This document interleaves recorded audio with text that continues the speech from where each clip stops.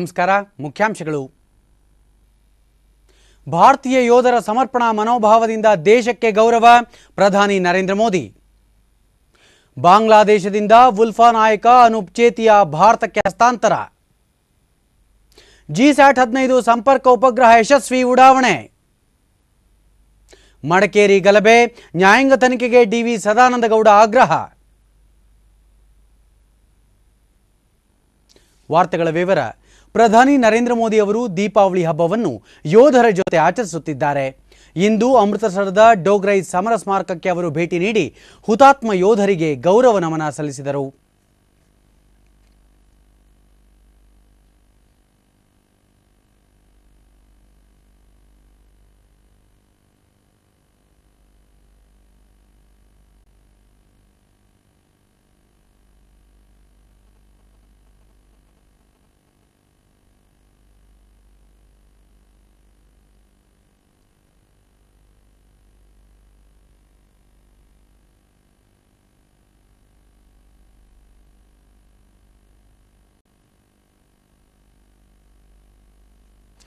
ಈ ಸಂದರ್ಭದಲ್ಲಿ ಅವರು ಭಾರತೀಯ ಸೇನೆ ಮತ್ತು ಯೋಧರ ಸಮರ್ಪಣಾ ಮನೋಭಾವದಿಂದ ಇಡೀ ವಿಶ್ವವೇ ಭಾರತದತ್ತ ಗೌರವದಿಂದ ನೋಡುತ್ತಿದೆ ಎಂದು ಹೇಳಿದರು.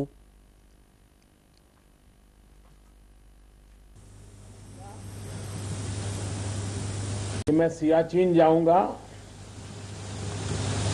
और वहीं पर मां भारती की रक्षा कर रहे जवानों के बीच में दीपावली का पावन पर्व मनाऊंगा. ये वर्ष 1965 की लड़ाई हमारी सेना की वीरता, चाहे जल सेना हो, थल सेना हो या नभ सेना हो, अनेक वीरों का बलिदान, ಭಾರತೀಯ ಯೋಧರ ಚರಿತ್ರೆ, ಸಾಹಸ ಮನೋಭಾವ, ಶಿಸ್ತು, ಶೌರ್ಯ ಮತ್ತು ಸಮರ್ಪಣಾ ಮನೋಭಾವ ಎಲ್ಲರಿಗೂ ಆದರ್ಶಪ್ರಾಯವಾಗಿದೆ ಎಂದು ಪ್ರಧಾನಿ ನುಡಿದರು. 1965ರ ಪಾಕಿಸ್ತಾನ ವಿರುದ್ಧದ ಸಮರಕ್ಕೆ ಸಂಬಂಧಿಸಿದ 3 ಪ್ರಮುಖ ಸ್ಥಳಗಳಿಗೆ ತಾವು ಭೇಟಿ ನೀಡುತ್ತಿರುವುದಾಗಿ ಅವರು ತಿಳಿಸಿದರು. मेरी भारत मां के वीरों ने 1965 में अपने रक्त से सींचा है. आज मैं डोगराई की उस धरती पर हूं जिसने युद्ध में एक नया इतिहास बनाया था. हमारा समर्पण, हमारे सपने, पूरा विश्व इसके लिए हमें बहुत आदर के साथ देखता है. और ये आदर सिर्फ यूनिफॉर्म के कारण नहीं आया है. ये आदर आपके चरित्र के कारण आया है. सालों से एक के बाद एक पीढ़ी जो सेना में आती गई, उन्होंने जिन मूल्यों को प्रस्थापित किया है, उसके कारण हम आज गौरव के साथ विश्व में सर ऊंचा खड़ा कर करके खड़े रह सकते हैं.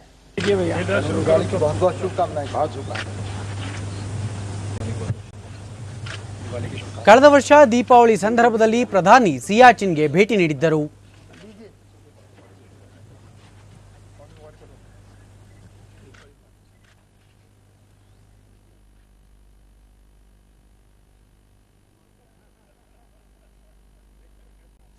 ಈವರೆಗೆ ಬಾಂಗ್ಲಾದೇಶ ಸೆರೆಮನೆಯಲ್ಲಿದ್ದ ಉಲ್ಫಾ ನಾಯಕ ಅನೂಪ್ ಚೇತಿಯಾನನ್ನು ಅಲ್ಲಿನ ಸರ್ಕಾರ ಇಂದು ಬೆಳಗ್ಗೆ ಭಾರತಕ್ಕೆ ಹಸ್ತಾಂತರಿಸಿದೆ.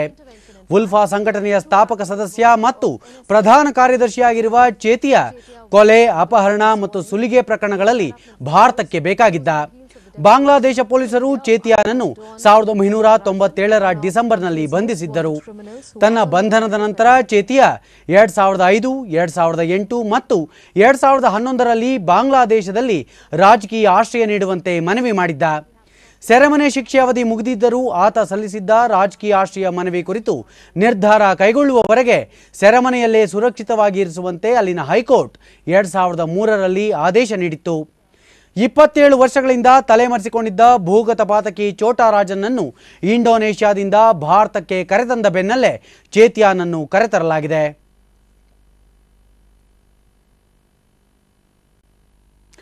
ಹಲವಾರು ಪ್ರಕರಣಗಳಲ್ಲಿ ಬೇಕಾಗಿದ್ದ ಉಲ್ಫಾ ಉಗ್ರ ಅನೂಪ್ ಚೇತಿಯಾನನ್ನು ಭಾರತಕ್ಕೆ ಹಸ್ತಾಂತರಿಸಿದ್ದಕ್ಕಾಗಿ ಕೇಂದ್ರ ಗೃಹ ಖಾತೆ ರಾಜ್ಯ ಸಚಿವ ಕಿರಣ್ ರಿಜಿಜು ಬಾಂಗ್ಲಾ ಪ್ರಧಾನಮಂತ್ರಿಗೆ ಧನ್ಯವಾದ ಅರ್ಪಿಸಿದ್ದಾರೆ. ಅನೂಪ್ ಚೇತಿಯ ಹಸ್ತಾಂತರದಿಂದ ಹಲವಾರು ಪ್ರಕರಣಗಳನ್ನು ಸುಲಭವಾಗಿ ಇತ್ಯರ್ಥಪಡಿಸಲು ಸಹಕಾರಿಯಾಗಲಿದೆ ಎಂದು ಸಚಿವರು ತಿಳಿಸಿದ್ದಾರೆ.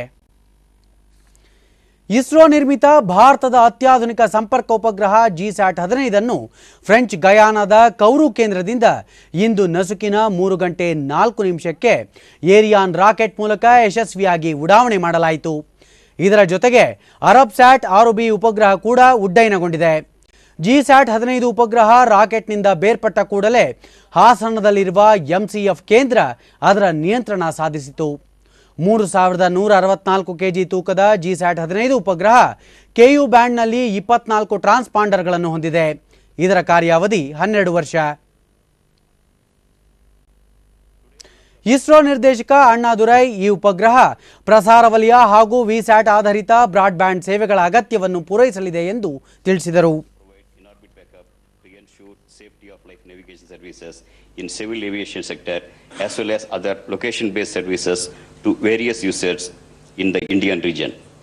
As you are aware, India has already obtained certification from Airport Authority of India for safety of life operations with operational Gagan payloads using GSAT-8 and GSAT-10. ಸಾಹಿತಿ ಗಿರೀಶ್ ಕಾರ್ನಾಡ್ ನೀಡಿರುವ ವಿವಾದಾತ್ಮಕ ಹೇಳಿಕೆ ಹಿನ್ನೆಲೆಯಲ್ಲಿ ಬಿಜೆಪಿ ಮುಖಂಡರು ಮತ್ತು ಕಾರ್ಯಕರ್ತರು ಬೆಂಗಳೂರಿನಲ್ಲಿಂದು ಪ್ರತಿಭಟನೆ ನಡೆಸಿದರು.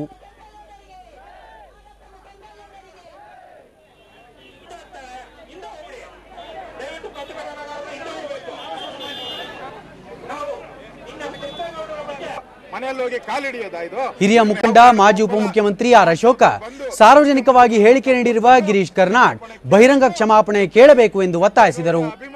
ಶಾಸಕ ಮುನಿರಾಜು ಸೇರಿದಂತೆ ಪಕ್ಷದ ಮುಖಂಡರು ಪ್ರತಿಭಟನೆಯಲ್ಲಿ ಪಾಲ್ಗೊಂಡಿದ್ದರು. ಅವರು ಕೇಳಬೇಕು, ಮುಖ್ಯಮಂತ್ರಿನೂ ಕ್ಷಮೆ ಕೇಳಬೇಕು. ಯಾಕಂದ್ರೆ ಈ ಘಟನೆ ಆಗಿ 24 ಗಂಟೆ ಆಗಿದೆ. 24 ಗಂಟೆ ಆದ್ರೂ ಸರ್ಕಾರ ಒಂದು ರಿಯಾಕ್ಷನ್ ಮಾಡಿಲ್ಲ. ಇದಕ್ಕೆ ಮೇಯರ್ ಅವರು ಒಂದು ರಿಯಾಕ್ಷನ್ ಮಾಡಿಲ್ಲ. ಸರ್ಕಾರದ ಮಂತ್ರಿಗಳು ಒಂದು ರಿಯಾಕ್ಷನ್ ಮಾಡಿಲ್ಲ. ಇವ್ರಿಗೆ ಯಾರಿಗೂ ಹಂಗಾರೆ ಕೆಂಪೇಗೌಡರ ವಿಚಾರದಲ್ಲಿ ನಂಬಿಕೆ ಇಲ್ವಾ, ವಿಶ್ವಾಸ ಇಲ್ಲ? ಯಾಕೆ ಮಂತ್ರಿಗಳು ಬಾಯ್ಬಿಟ್ಟಿಲ್ಲ? ಆದ್ರಿಂದ ನಾವು ಈ ಕ್ಷಮಾಪಣೆಯನ್ನ ಒಪ್ಪಲ್ಲ. ಅವರು ವಿಧಾನಸೌಧದಲ್ಲಿ ಬಂದು ಸಾರ್ವಜನಿಕವಾಗಿ ಅವರು ಬೈದಿದ್ದಾರೆ, ಸಾರ್ವಜನಿಕವಾಗಿ ಅವಹೇಳನ ಮಾಡಿದ್ದಾರೆ. ಸಾರ್ವಜನಿಕವಾಗಿ ಬಂದು ಅವ್ರ ಕ್ಷಮಾಪಣೆ ಕೇಳಬೇಕು. ಇದು ಬಿಜೆಪಿ ಆಗ್ರಹ. ಮಡಿಕೇರಿಯಲ್ಲಿ ಟಿಪ್ಪು ಜಯಂತಿ ಆಚರಣೆ ವಿರೋಧಿಸಿ ನಿನ್ನೆ ನಡೆದ ಘಟನೆಗೆ ರಾಜ್ಯ ಸರ್ಕಾರ ನೇರ ಹೊಣೆಯಾಗಿದೆ. ಘಟನೆ ಕುರಿತು ನ್ಯಾಯಾಂಗ ತನಿಖೆ ನಡೆಸಬೇಕೆಂದು ಕೇಂದ್ರ ಕಾನೂನು ಸಚಿವ ಡಿ.ವಿ. ಸದಾನಂದಗೌಡ ಒತ್ತಾಯಿಸಿದ್ದಾರೆ. ಅವರು ಮಡಿಕೇರಿಯಲ್ಲಿಂದು ಈ ಘಟನೆ ಪೂರ್ವ ನಿಯೋಜಿತ ಕೃತ್ಯವಾಗಿದ್ದು ನ್ಯಾಯಾಂಗ ತನಿಖೆಯಿಂದ ಮಾತ್ರ ಸತ್ಯ ಹೊರಬರಲಿದೆ ಎಂದರು. ಸಾಹಿತಿ ಗಿರೀಶ್ ಕಾರ್ನಾಡ್ ಹೇಳಿಕೆ ಅವರ ಘನತೆಗೆ ತಕ್ಕದಲ್ಲ ಎಂದು ಅವರು ಅಭಿಪ್ರಾಯಪಟ್ಟರು. ಪ್ರಧಾನಿ ನರೇಂದ್ರ ಮೋದಿ ನಾಳೆಯಿಂದ ಬ್ರಿಟನ್ ಮತ್ತು ಟರ್ಕಿಯಲ್ಲಿ 5 ದಿನಗಳ ಪ್ರವಾಸ ಕೈಗೊಳ್ಳಲಿದ್ದಾರೆ. ವ್ಯಾಪಾರ ಮತ್ತು ಹೂಡಿಕೆ ಹೆಚ್ಚಳ, ರಕ್ಷಣೆ, ಭದ್ರತೆ ಮತ್ತು ಪರಿಶುದ್ಧ ಇಂಧನ ವಲಯದಲ್ಲಿ ಸಂಬಂಧ ವರ್ಧನೆ ಈ ಪ್ರವಾಸದ ಮುಖ್ಯ ಉದ್ದೇಶವಾಗಿದೆ ಎಂದು ವಿದೇಶಾಂಗ ಕಾರ್ಯದರ್ಶಿ ಎಸ್ ಜೈಶಂಕರ್ ದೆಹಲಿಯಲ್ಲಿ ತಿಳಿಸಿದ್ದಾರೆ. ಭಯೋತ್ಪಾದನೆ ಮತ್ತು ಉಗ್ರಗಾಮಿ ಚಟುವಟಿಕೆ ವಿರುದ್ಧದ ಹೋರಾಟದಲ್ಲಿ ಸಹಕಾರ ವರ್ಧನೆ ಬ್ರಿಟನ್ ಜೊತೆಗಿನ ಮಾತುಕತೆಯ ಮುಖ್ಯ ಕಾರ್ಯಸೂಚಿಯಾಗಿದೆ. ಬ್ರಿಟನ್ ಪ್ರಧಾನಿ ಡೇವಿಡ್ ಕ್ಯಾಮರೂನ್ ಜೊತೆ ಮಾತುಕತೆ, ಸಂಸತ್ತಿನಲ್ಲಿ ಭಾಷಣ ಮಾಡುವ ಜೊತೆ ಪ್ರಧಾನಿ ನರೇಂದ್ರ ಮೋದಿ ಬಕಿಂಗ್ ಹ್ಯಾಮ್ ಅರಮನೆಯಲ್ಲಿ ಮಹಾರಾಣಿ 2ನೇ ಎಲಿಜಬೆತ್ ಏರ್ಪಡಿಸಿರುವ ಔತಣಕೂಟದಲ್ಲಿ ಪಾಲ್ಗೊಳ್ಳಲಿದ್ದಾರೆ.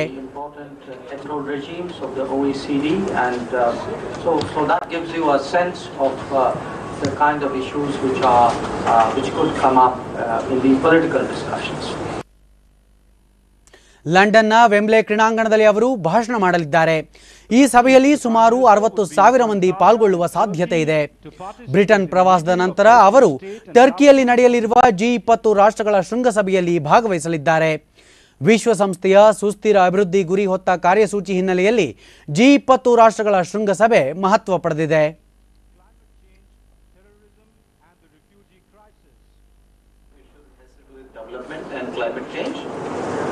The second set of issues have to do with inclusive growth, within which we will discuss the leaders would discuss global economy, growth strategies, employment and investment strategies. Then the third set of issues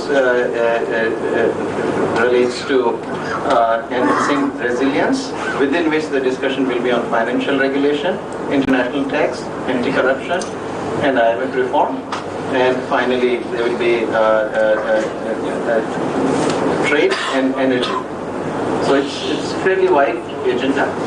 And then there is also one dinner session where terrorism and refugee crisis will be. The Prime Minister would also hold a meeting. Bihar ವಿಧಾನಸಭಾ ಚುನಾವಣೆಯಲ್ಲಿ BJP ಸೋಲಿಗೆ ಕಾರಣವಾದ ಅಂಶಗಳ ಬಗ್ಗೆ ವಿವರವಾದ ಪರಾಮರ್ಶೆ ನಡೆಸಬೇಕೆಂದು ಪಕ್ಷದ ಹಿರಿಯ ನಾಯಕರಾದ ಎಲ್.ಕೆ. ಅಡ್ವಾಣಿ, ಮುರಳಿ ಮನೋಹರ್ ಜೋಶಿ, ಯಶವಂತ್ ಸಿನ್ಹಾ ಹಾಗೂ ಶಾಂತಕುಮಾರ್ ಆಗ್ರಹಿಸಿದ್ದಾರೆ.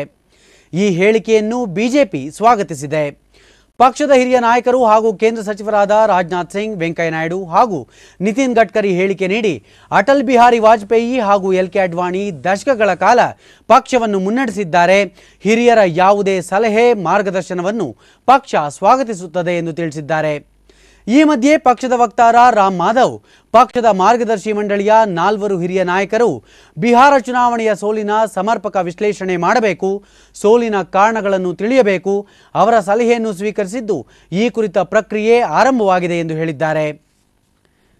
ಅಮೆರಿಕ ಅಧ್ಯಕ್ಷ ಬರಾಕ್ ಒಬಾಮಾ ನಿನ್ನೆ ರಾತ್ರಿ ದೂರವಾಣಿ ಕರೆಯ ಮೂಲಕ ಪ್ರಧಾನಿ ನರೇಂದ್ರ ಮೋದಿ ಅವರಿಗೆ ದೀಪಾವಳಿ ಶುಭಾಶಯ ಹಾರೈಸಿದ್ದಾರೆ.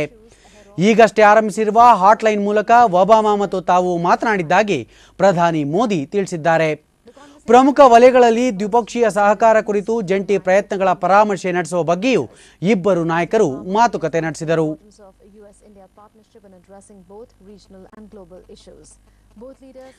ಕೇಂದ್ರ ಸರ್ಕಾರದ ರಾಷ್ಟ್ರೀಯ ಗ್ರಾಮೀಣ ಆರೋಗ್ಯ ಯೋಜನೆಯಡಿ ಚಿಕ್ಕ ಮಕ್ಕಳಲ್ಲಿ ಉಂಟಾಗುವ ಅನೇಕ ಸಮಸ್ಯೆಗಳಿಗೆ ಆಯ್ದ ಆಸ್ಪತ್ರೆಗಳಲ್ಲಿ ಚಿಕಿತ್ಸಾ ಸೌಲಭ್ಯಗಳನ್ನು ನೀಡಲಾಗುತ್ತಿದೆ. ದಾವಣಗೆರೆ ಬಾಪೂಜಿ ಮಕ್ಕಳ ಆಸ್ಪತ್ರೆಯಲ್ಲಿ ಅವಧಿಗೆ ಮುಂಚಿತವಾಗಿ ಹುಟ್ಟಿದ ಮಕ್ಕಳು ಹಾಗೂ ಹುಟ್ಟುವಾಗ ತೂಕ ಕಡಿಮೆಯುಳ್ಳ ನವಜಾತ ಶಿಶುಗಳಲ್ಲಿ ಉಂಟಾಗುವ ದೃಷ್ಟಿ ಸಮಸ್ಯೆಗಳಿಗೆ ಹಲವು ವರ್ಷಗಳಿಂದ ಚಿಕಿತ್ಸೆ ನೀಡಲಾಗುತ್ತಿದೆ. ಆಸ್ಪತ್ರೆಯಲ್ಲಿ ನೂತನ ಅತ್ಯಾಧುನಿಕ ಉಪಕರಣದ ಸಹಾಯದಿಂದ ನವಜಾತ ಶಿಶುಗಳಲ್ಲಿ ಅಕ್ಷಿ ಪಟಲದ ನ್ಯೂನತೆ ಗುರುತಿಸಿ ನಂತರ ಲೇಸರ್ ಚಿಕಿತ್ಸೆ ಮೂಲಕ ಸಮಸ್ಯೆ ಬಗೆಹರಿಸಲಾಗುತ್ತಿದೆ. ಆಸ್ಪತ್ರೆಯ ಡಾಕ್ಟರ್ ಸುನೀಲ್ ನವಜಾತ ಶಿಶುಗಳಲ್ಲಿ ಅಕ್ಷಿ ಪಟಲದ ರಕ್ತನಾಳಗಳು ಸರಿಯಾಗಿ ಬೆಳವಣಿಗೆ ಹೊಂದದೆ ಮುಂದೆ ಅಂಧತ್ವ ಹೊಂದುವ ಸಾಧ್ಯತೆ ಇರುತ್ತದೆ. ಆದುದರಿಂದ ಪ್ರಾಥಮಿಕ ಹಂತದಲ್ಲಿ ತಪಾಸಣೆ ಮಾಡಿ ಲೇಸರ್ ಥೆರಪಿ ಮೂಲಕ ಚಿಕಿತ್ಸೆ ಮಾಡಿಸಿದಲ್ಲಿ ಮಕ್ಕಳು ಅಂಧತ್ವದಿಂದ ದೂರವಾಗಲು ಸಾಧ್ಯವಾಗುತ್ತದೆ ಎಂದರು. ಡಾಕ್ಟರ್ ಗುರುಪ್ರಸಾದ್ ಆಸ್ಪತ್ರೆಯಲ್ಲಿ ಕಳೆದ 7-8 ವರ್ಷಗಳಿಂದ ಇಲ್ಲಿಯವರೆಗೂ 3,000ಕ್ಕೂ ಹೆಚ್ಚು ಮಕ್ಕಳ ತಪಾಸಣೆ ಮಾಡಿ ಸುಮಾರು 100 ಮಕ್ಕಳ ಅಕ್ಷಿಪಟಲ ಚಿಕಿತ್ಸೆ ಮಾಡಲಾಗಿದೆ ಎಂದು ತಿಳಿಸಿದರು. ಮಾನಸಿಕವಾಗಿ ಕೂಡ ಮಗುವಿನ ಬೆಳವಣಿಗೆ ಸಮರ್ಪಕವಾಗಿರಬೇಕು. ಪ್ರತಿ ವಾರ ಪ್ರತಿ 15 ದಿನಕ್ಕೊಮ್ಮೆ ಈ ತರ ಚಿಕ್ಕ ಮಕ್ಕಳಿಗೆ ಕಣ್ಣನ್ನ ಟೆಸ್ಟ್ ಮಾಡಲಾಗ್ತದೆ. ತಮ್ಮ ಮಕ್ಕಳಿಗೆ ಚಿಕಿತ್ಸೆ ಪಡೆಯುತ್ತಿರುವ ತಾಯಂದಿರು ಅನಿಸಿಕೆ ಹಂಚಿಕೊಂಡರು. ಮಗುವಿನ ಹೋಗ್ತಿದೆ, ನನ್ನ ಪಾಪುಗೆ ಕಣ್ಣಿನ ಅಕ್ಷಿಪಟಲ ತೊಂದರೆ ಇರೋದ್ರಿಂದ ಪ್ರತಿ ಮಂಗಳವಾರ ಬಾಪೂಜಿ ಆಸ್ಪತ್ರೆಗೆ ಬಂದು ತೋರಿಸ್ತೀನಿ. ಫೂಝೌನಲ್ಲಿ ನಡೆಯುತ್ತಿರುವ China Open Super Series badminton ಟೂರ್ನಿಯಲ್ಲಿಂದು ಭಾರತದ ಸೈನಾ ನೆಹ್ವಾಲ್ ಮಹಿಳಾ ಸಿಂಗಲ್ಸ್ ಮೊದಲ ಸುತ್ತಿನಲ್ಲಿ ಜಯಗಳಿಸಿದ್ದಾರೆ. ಅವರು ಚೈನಾದ ಸುನ್ ಯು ಅವರನ್ನು 22-10, 21-18 ಅಂತರದಿಂದ ಸೋಲಿಸಿ ಪ್ರೀ ಕ್ವಾರ್ಟರ್ ಫೈನಲ್ಸ್ ತಲುಪಿದ್ದಾರೆ. ಇಂದು ನಡೆಯಲಿರುವ ಇತರ ಪಂದ್ಯಗಳಲ್ಲಿ ಪಿ.ವಿ. ಸಿಂಧು ರಷ್ಯಾದ ಕ್ಸೇನಿಯಾ ಪೊಲಿಕರ್ಪೋವಾ ವಿರುದ್ಧ ಆಡಲಿದ್ದಾರೆ. ಪುರುಷರ ಸಿಂಗಲ್ಸ್ ಮೊದಲ ಸುತ್ತಿನಲ್ಲಿ ಕೆ ಶ್ರೀಕಾಂತ್ ಮತ್ತು ಹಾಂಗ್ಕಾಂಗ್ನ ಹೂ ಯುನ್, ಅಜಯ್ ಜೈರಾಮ್ ಮತ್ತು ಚೆನ್ ಲಾಂಗ್, ಎಚ್.ಎಸ್. ಪ್ರಣಯ್ ಮತ್ತು ಗು ಯು ಕೈ ಮುಖಾಮುಖಿಯಾಗಲಿದ್ದಾರೆ. ಮಹಿಳಾ ಡಬಲ್ಸ್ನಲ್ಲಿ ಜ್ವಾಲಾ ಗುಟ್ಟಾ ಮತ್ತು ಅಶ್ವಿನಿ ಪೊನ್ನಪ್ಪ ಜೋಡಿ ಜಪಾನಿನ ನವಾಕೋ ಫುಕುಮಾನ್ ಮತ್ತು ಕುರುಮಿ ಯುನಾವೋ ವಿರುದ್ಧ ಸೆಣಸಲಿದ್ದಾರೆ. ಕೊನೆಯಲ್ಲಿ ಮತ್ತೊಮ್ಮೆ ಮುಖ್ಯಾಂಶಗಳು. ಭಾರತೀಯ ಯೋಧರ ಸಮರ್ಪಣಾ ಮನೋಭಾವದಿಂದ ದೇಶಕ್ಕೆ ಗೌರವ, ಪ್ರಧಾನಿ ನರೇಂದ್ರ ಮೋದಿ. ಬಾಂಗ್ಲಾದೇಶದಿಂದ ಉಲ್ಫಾ ನಾಯಕ ಅನೂಪ್ ಚೇತಿಯಾ ಭಾರತಕ್ಕೆ ಹಸ್ತಾಂತರ.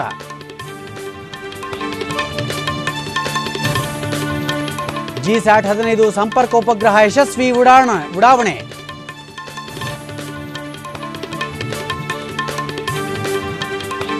ಮಡಿಕೇರಿ ಗಲಭೆ, ನ್ಯಾಯಾಂಗ ತನಿಖೆಗೆ ಡಿ.ವಿ. ಸದಾನಂದ ಗೌಡ ಆಗ್ರಹ.